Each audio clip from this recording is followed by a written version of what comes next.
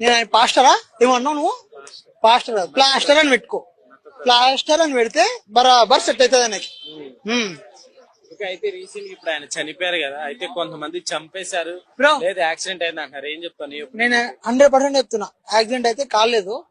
మా హిందువులే ర్యాంప్ అడిచేసారు. ఎందుకని అట్లా చెప్తున్నాం మరి? ఎన్నన్నా అట్లా చంపడం తప్పు కదా?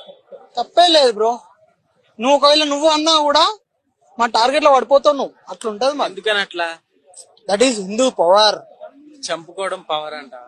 మా జోలికి రావద్దు, వచ్చిరనుకో మేము చూడుకో. అట్లుంటది.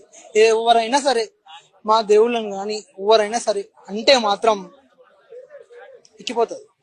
ఓకే, నిజంగా కావాలని చంపారంట. తప్పేలే. ఎందుకు I will support for that.